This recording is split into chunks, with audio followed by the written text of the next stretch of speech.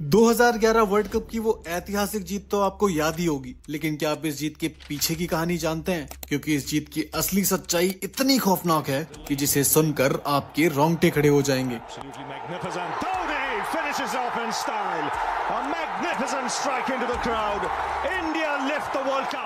After 28 years, the parties start in the dressing room, and it's an Indian captain who's been absolutely magnificent in the night of the final. इस कहानी की शुरुआत होती है 1983 से, जब पहली बार कपिल देव की लीडरशिप में भारत ने लॉर्ड्स के हिस्टोरिकल ग्राउंड पर विश्व कप जीता। ये वो वक्त था जब भारत क्रिकेट की दुनिया में सबसे कमजोर टीम मानी जाती थी और 1983 से पहले भारतीय क्रिकेट टीम को कोई जानता तक नहीं था। लेकिन जब कपिल देव की कैप्टेंसी में भारत ने पहली बार क्रिकेट की दुनिया पर बादशाहत कायम की, तब वेस्ट इंडीज, इंग्लैंड और ऑस्ट्रेलिया जैसी खतरनाक टीमों में भी भारत का खौफ पैदा हो गया। लेकिन इसके बाद क्रिकेट पर भारत की हुकूमत ज्यादा वक्त तक नहीं टिक पाई और कपिल देव के बाद अजहरुद्दीन, सौरव गांगुली और राहुल द्रविड़ जैसे एक से बढ़कर एक दिग्गज कप्तान हुए, लेकिन कोई भी इस ट्रॉफी को जीत नहीं पाया। यहाँ तक कि 1996 में तो भारतीय फैंस टीम की परफॉर्मेंस से इतने नाखुश हुए कि उन्होंने श्रीलंका के अगेंस्ट चल रहे वर्ल्ड कप सेमीफाइनल में स्टेडियम में ही आग लगा दी। दरअसल इस मुकाबले में भारत को 292 रनों का टारगेट मिला था। हालांकि यह टारगेट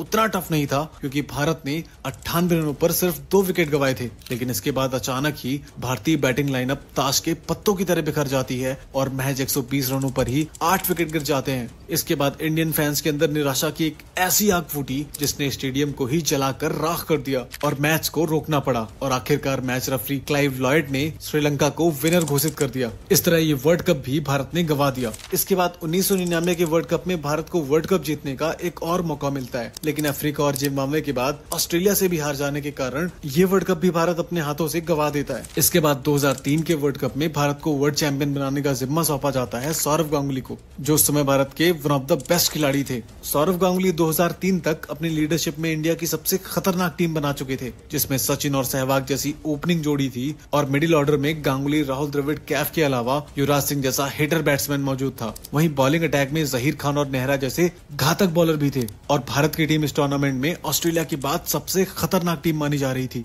और इसका नतीजा ये हुआ कि भारत 2003 के इस वर्ल्ड कप में फाइनल तक पहुंच गया। इस वक्त तक ऐसा लगने लगा था कि शायद इस बार इंडिया वर्ल्ड कप जीत जाएगी, लेकिन फाइनल में भारत का सामना किसी ऐसी वैसी टीम से नहीं था, बल्कि भारत का सामना था ऑस्ट्रेलिया से, जो नॉकआउट मुकाबलों में अजेय मानी जाती थी। इस फाइनल में रिकी पॉन्टिंग ने भारत की बॉलिंग लाइनअप की कमर तोड़ते हुए लाजवाब 140 रन ठोक दिए और इस तरह इस फाइनल में भारत के सामने 360 रनों का पहाड़ जैसा टारगेट सेट किया, जिसका नतीजा ये निकला कि भारत इस स्कोर को चेस करते हुए मैच 234 रनों पर ही ऑल आउट हो गई और ये वर्ल्ड कप भी भारत के हाथों से निकल गया। अब भारतीय टीम पर चोकर्स का अटैक लग चुका था और भारतीय खेमे से लेकर भारतीय दर्शकों तक हर जगह सिर्फ निराशा और नाउम्मीदी ही नजर आ रही थी। इस तरह वक्त का पहिया घूमते घूमते 2007 के ओडीआई वर्ल्ड कप पर आ जाता है। इस बार एक नई आशा और उम्मीद के साथ भारत की कमान राहुल द्रविड़ को दी जाती है। दरअसल ये वर्ल्ड कप वेस्ट इंडीज में खेला जाने वाला था और इस बार भारतीय टीम में ऑलमोस्ट सारे वही प्लेयर थे जो कि 2003 के वर्ल्ड कप में थे।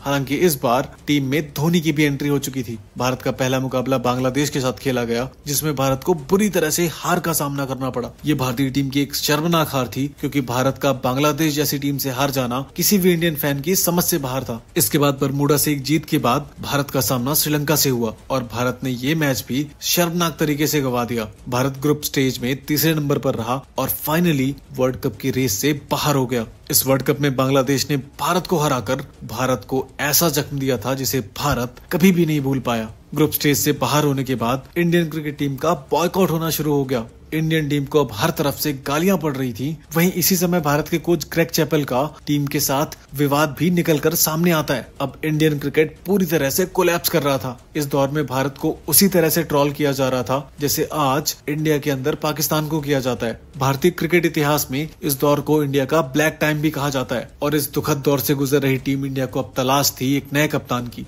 एक ऐसा कप्तान जो एक बार फिर से क्रिकेट की दुनिया में भारत की बादशाहत कायम कर सके। तभी 2007 में होने वाली T20 वर्ल्ड कप के लिए भारत का कप्तान MS धोनी को बनाया जाता है और इस तरह धोनी एक बेहद कठिन सिचुएशन में एक लीडर के रूप में सामने आते हैं। और धोनी ने इस मौके को अपने हाथ से जाने नहीं दिया। MS धोनी ने अपनी लीडरशिप के अंडर भारत को पहले ही साल में वर्ल्ड चैंपियन बना दिया और इंडियन टीम को क्रिटिसाइज करने वाले मुंह हमेशा हमेशा के लिए बंद कर दिए। लेकिन अभी भी इंडियन फैंस को जरूरत थी एक ODI वर्ल्ड कप की, जो कि 2011 में होने वाला था। और 2011 तक धोनी टीम इंडिया के लिए एक महान फिनिशर के साथ साथ महान लीडर भी बन चुके थे। और अब पूरा भारत धोनी से एक ODI वर्ल्ड कप की मांग कर रहा था, क्योंकि 28 सालों का ये सूखा अब अकाल में बदल चुका था। वहीं ऑस्ट्रेलिया की सालों से चली आ रही हुकूमत भी इंडियन फैंस को कांटों की तरह चुभ रही थी। इसके अलावा क्रिकेट का भगवान भी कम से कम एक विश्व कप की आस में बूढ़ा हो रहा था और संन्यास लेने की कगार पर था। और पूरी दुनिया का कहना था कि मास्टर ब्लास्टर को कम से कम एक वर्ल्ड कप तो मिलना ही चाहिए, और जिसका जिम्मा अब धोनी के कंधों पर था। उधर इस वर्ल्ड कप की मेजबानी एशियन टीम्स को मिलती है, जिसमें इंडिया, पाकिस्तान, श्रीलंका और बांग्लादेश को इसका जिम्मा दिया जाता है। लेकिन 2009 में श्रीलंका की टीम पर हुए आतंकी हमले के कारण पाकिस्तान से वर्ल्ड कप होस्ट करने की अथॉरिटी वापस ले ली जाती है। इस तरह भारत, बांग्लादेश और श्रीलंका ही इस वर्ल्ड कप को होस्ट करने वाले थे।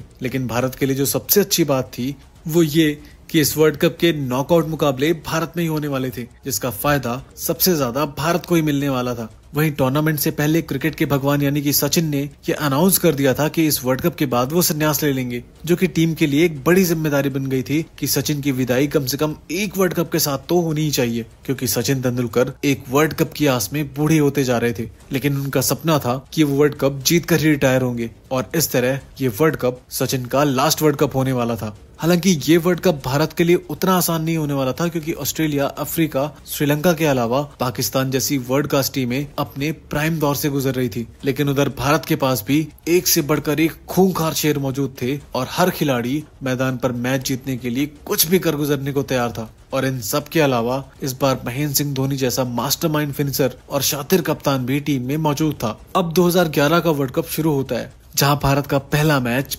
बांग्लादेश से था। ये वही बांग्लादेश था जो 2007 के वर्ल्ड कप में भारत की बदनामी का सबसे बड़ा कारण बना था। इसलिए इस बार भी 2007 वाला डर भारतीय दर्शकों को सता रहा था कि कहीं इस बार भी बांग्लादेश इंडिया को हरा ना दे। लेकिन भारत इस बार फुल तैयारी और जोश के साथ मैच की शुरुआत करता है। 19 फरवरी 2011 को खेले जा रहे विश्व कप के इस पहले मैच में भारत पहले बल्लेबाजी करता है, और इस मैच में बेखौफ वीरेंद्र सहवाग शानदार 175 रन जड़ देते हैं। सहवाग के अलावा विराट कोहली भी वर्ल्ड कप में अपना पहला शतक लगा देते हैं, और इस तरह भारत बांग्लादेश के सामने 371 रनों का पहाड़ जैसा टारगेट सेट कर देती है, जिसके जवाब में बांग्लादेश की टीम 283 रनों पर ही ढेर हो जाती है। और वर्ल्ड कप के पहले ही मैच को शानदार तरीके से जीतकर भारत वर्ल्ड कप के इस अभियान को शुरू करता है। इसके बाद वर्ल्ड कप का अगला मैच इंग्लैंड के साथ होता है, जिसमें सचिन के शतक की बदौलत इंडिया 339 रनों का टारगेट इंग्लैंड को देता है। लेकिन इंग्लैंड की जबरदस्त बैटिंग की बदौलत ये मैच टाई हो जाता है, और ये इस वर्ल्ड कप में इंडिया के लिए चिंता की बात थी। और सारे फैंस काफी निराश थे, क्योंकि इस टूर्नामेंट में अब तक जहीर खान के अलावा कोई भी बॉलर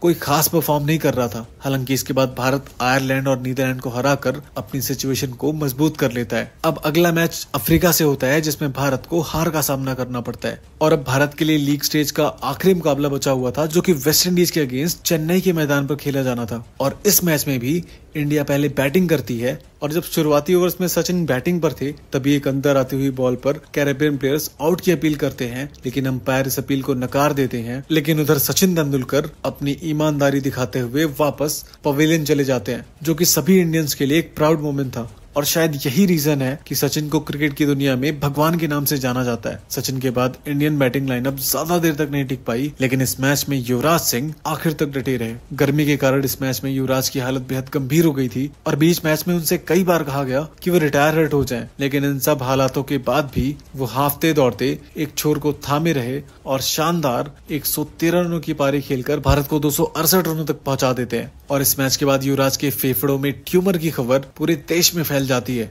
वहीं दूसरी तरफ इस टारगेट को चेस करने के लिए वेस्ट इंडीज ने लाजवाब शुरुआत की, लेकिन भारत की कसी हुई गेंदबाजी के आगे वो ज्यादा देर तक नहीं टिक पाए, और नतीजा ये हुआ कि वेस्ट इंडीज 188 रनों पर पूरी तरह से कोलैप्स कर जाती है, और भारत लीग स्टेज में 4 जीत के साथ क्वार्टर फाइनल में पहुंच जाता है। लेकिन यहाँ उनका मुकाबला होना था ऑस्ट्रेलिया से, जो भारत के लिए हमेशा से नाइटमेयर साबित होती रही है। और इस बार भी क्रिकेट पंडित्स भारत की हार का अनुमान लगाने लग गए। लेकिन इस बार भारत इस वर्ल्ड कप में कुछ अलग ही इरादे के साथ खेल रहा था, और भारतीय शेरों को हराना इतना आसान नहीं था।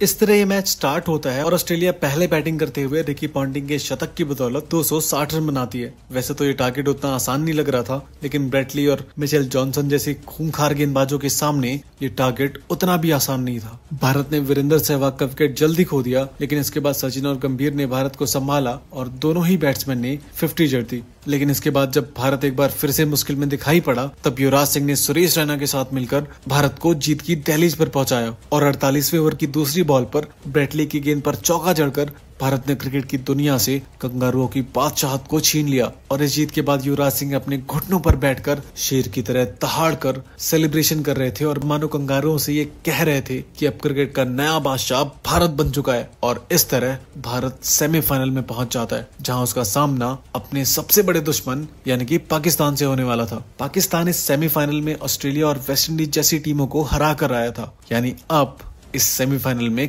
कांटे की टक्कर होने वाली थी। इंडिया और पाकिस्तान दोनों देशों के प्राइम मिनिस्टर की मौजूदगी में ये मैच शुरू होता है। MS धोनी पहले बैटिंग करने का फैसला लेते हैं। हालांकि अच्छी शुरुआत के बाद भारत की बैटिंग लाइनअप उतना खास परफॉर्म नहीं कर पाती और सचिन के 85 रनों के दम पर भारत 260 रन स्कोरबोर्ड पर टांग देता है। इस मैच में सचिन को 5-5 जीवनदान मिले थे, जो भारत के लिए एक बड़ा फैक्टर साबित हुए। 260 रनों के जवाब में पाकिस्तान इंडियन बॉलिंग अटैक के सामने 231 रनों पर ही ढेर हो जाती है और इस तरह भारत इस ऐतिहासिक जीत के साथ फाइनल में पहुंच जाता है। इस वक्त भारत में क्रिकेट को लेकर एक अलग ही माहौल बन गया था। देश के कोने कोने में बस क्रिकेट की ही चर्चाएं हो रही थी और अब फाइनल में भारत का सामना श्रीलंका से होने वाला था। उस वक्त श्रीलंका की टीम में कुमार संगाकारा, दिलशान और महिला जयवर्धने जैसे दिग्गज बल्लेबाजों के अलावा लसित मलिंगा और मुथैया मुरलीधरन जैसे वर्ल्ड क्लास और खतरनाक बॉलर्स थे, जिनके सामने मैच जीतना इतना आसान नहीं होने वाला था। इसी बीच तारीख आती है 2 अप्रैल 2011। मुंबई का वानखेड़े स्टेडियम इस कदर भर जाता है कि पूरे स्टेडियम में पैर रखने की भी जगह नहीं थी। बॉलीवुड स्टार्स से लेकर अंबानी, अदानी, ऐसा लग रहा था कि मानो पूरा देश वानखेड़े स्टेडियम पहुंच गया हो और पूरे देश की बस यही ख्वाहिश थी कि कैसे भी करके ये वर्ल्ड कप भारत जीत जाए। और इस तरह इस महामुकाबले की शुरुआत होती है। इस दिन भारत की सड़कों पर सन्नाटा पसरा हुआ था। रेडियो से लेकर टीवी तक हर स्क्रीन के सामने करोड़ों चेहरे भारत की जीत की आस लगाए हुए बैठे थे। वहीं दूसरी तरफ श्रीलंका 4-4 चेंजेस के साथ ये फाइनल मैच खेलने उतरती है और अब पूरे देश में रोमांच चरम सीमा तक पहुंच गया था। श्रीलंकन टीम टॉस जीतकर पहले बैटिंग करने का फैसला करती है और श्रीलंका की तरफ से दिलशान और उपुल थरंगा की बेहतरीन सलामी जोड़ी मैदान में उतरती है। वहीं पूरे वर्ल्ड कप में अपनी करिश्माई गेंदबाजी से बल्लेबाजों के चारों खाने चित करने वाले जहीर खान इस मैच में अपना पूरा एक्सपीरियंस झोंक देते हैं और मैच 2 रन के स्कोर पर ही थरंगा को स्लिप में कैच आउट करवा देते हैं। इस तरह भारत कसी हुई बॉलिंग के चलते एक बेहतरीन शुरुआत करता है। जहीर खान अपने पहले 3 ओवर में एक भी रन नहीं देते हैं और जहीर खान ने मैच से पहले भी कहा था कि इस फाइनल मैच में उनके जहन में 2003 की यादें चल रही थी और वो 2003 की गलतियां दोबारा नहीं दोहराना चाहते थे। मिडिल ओवर्स में बैटिंग करने आए महिला जयवर्धने और कुमार संगाकारा ने खराब शुरुआत के बाद टीम को संभाला और संगाकारा के आउट होने के बाद महिला जयवर्धने ने पारी को तेजी से आगे बढ़ाते हुए 103 रन बनाकर टीम को कोलैप्स होने से बचा लिया। इस तरह श्रीलंका ने 274 रन बना डाले और अब भारत को वर्ल्ड चैंपियन बनने के लिए 275 रनों की जरूरत थी। पिच क्यूरेटर सुधीर नायक ने मैच से पहले ही 270 रनों को विनिंग स्कोर बता दिया था। वहीं पिछले 9 में से 2 वर्ल्ड कप पहले बैटिंग करने वाली टीम ने ही जीते थे। इस तरह परिस्थितियां भारत के खिलाफ जारी थी, लेकिन इन सब के बावजूद भारत को अपनी बल्लेबाजी पर पूरा भरोसा था और अब मास्टर ब्लास्टर और बेखौफ वीरेंद्र सहवाग ओपनिंग के लिए मैदान पर उतरते हैं। लेकिन करोड़ों इंडियन फैंस को सदमा तो तब लगता है जब मैच की दूसरी ही बॉल पर सहवाग मलिंगा का शिकार हो गए। भारत को ताबड़तोड़ शुरुआत देने वाला सहवाग अब करोड़ों उम्मीदों को लेकर पवेलियन जा रहा था। इसके बाद भारत इस सदमे से उभर ही रहा था कि तभी 7वें ओवर की दूसरी ही बॉल पर सचिन भी मलिंगा का शिकार बन गए। लेकिन तभी गौतम गंभीर का साथ देने के लिए विराट कोहली मैदान पर आते हैं। विराट और गंभीर 83 रनों की एक लंबी साझेदारी कर और इस पार्टनरशिप की सबसे खास बात ये थी कि इसने विकेट बचाने के साथ साथ रन रेट को भी नहीं रुकने दिया और श्रीलंका के सारे मंसूबों पर पानी फेर दिया। इसी बीच 35 रन बनाकर विराट कोहली आउट हो जाते हैं और अब एक बार फिर से भारत को एक पार्टनरशिप की जरूरत थी जो गंभीर के साथ मिलकर भारत को जीत की दहलीज तक पहुंचा सके। और ऐसे मौके पर भारत की करोड़ों उम्मीदों का मोर्चा संभालने खुद MS धोनी मैदान पर आते हैं और श्रीलंका के साथ साथ भारत को भी हैरत में डालते हुए युवराज की जगह 5वें नंबर पर उतरते हैं। सभी के लिए धोनी का ये प्रमोशन अजीबोगरीब था, क्योंकि पूरे टूर्नामेंट में धोनी का बल्ला खामोश था और पूरे टूर्नामेंट में शांत धोनी का बल्ला फाइनल में खूब गरजा, जिस गरज को सुनकर श्रीलंका के खिलाड़ियों का दिल दहल उठा। लेकिन वहीं दूसरी तरफ पूरी टीम का जिम्मा गंभीर अपने कंधों पर संभाले हुए थे और धीरे धीरे भारत को जीत की तरफ ले जा रहे थे। चौथे विकेट के लिए धोनी और गंभीर ने शानदार 109 रन जोड़े, लेकिन अफसोस कि 97 के स्कोर पर गंभीर अपना विकेट गंवा देते हैं और एक ऐतिहासिक शतक से चूक जाते हैं। लेकिन गंभीर के ये 97 रन कई शतकों के बराबर थे। इसके बाद युवराज सिंह के साथ मिलकर धोनी भारत को जीत के नजदीक ले जाते हैं और आखिर में धोनी ने कुलशेखर की बॉल पर वो ऐतिहासिक स्ट्रोक लगाया जिसके लिए पूरा भारत कई अरसे से बेताब था। अब भारत का 28 सालों बाद वर्ल्ड कप जीतने का सपना हकीकत में बदल गया था। पूरे देश की आंखों से खुशी के आंसू झलक रहे थे। ढोल, थाली, बॉटल्स, जो कुछ भी मिलता भारतीय आवाम उसे पीटकर जश्न मना रही थी। सच्चाई तो ये है कि ऐसा जश्न मैंने तो आज तक नहीं देखा और शायद ही भारत को ऐसा जश्न कभी दोबारा देखने को मिले। सचिन को कंधों में बिठाकर विदाई देने से लेकर गैरी कर्स्टन को कंधे में बिठाकर जश्न मनाना और तिरंगे के साथ मैदान पर वो ऐतिहासिक लम्हे बिताने तक ऐसे कई यादगार लम्हे देखने को मिले जिन्हें भारत का इतिहास कभी नहीं भुला सकता। इस मैच में प्लेयर ऑफ द मैच का अवार्ड धोनी को दिया जाता है, जो कि वो डिजर्व भी करते हैं, लेकिन इसके अलावा प्लेयर ऑफ द टूर्नामेंट का अवार्ड युवराज सिंह को दिया गया था। वैसे तो इस वर्ल्ड कप को जिताने में भारत के सारे खिलाड़ियों का कंट्रीब्यूशन था, लेकिन ऐसा लगता है कि युवराज सिंह के क्रूशियल कंट्रीब्यूशन को आज लोग भूल चुके हैं। आज कोई भी उनकी बात तक नहीं करता है और वर्ल्ड कप जीतने का सारा क्रेडिट धोनी को दे दिया जाता है। लेकिन वर्ल्ड कप की असल सच्चाई तो ये है कि युवराज ने इस वर्ल्ड कप में भारत के लिए उस वक्त परफॉर्मेंस निकाल कर दी जब वो कैंसर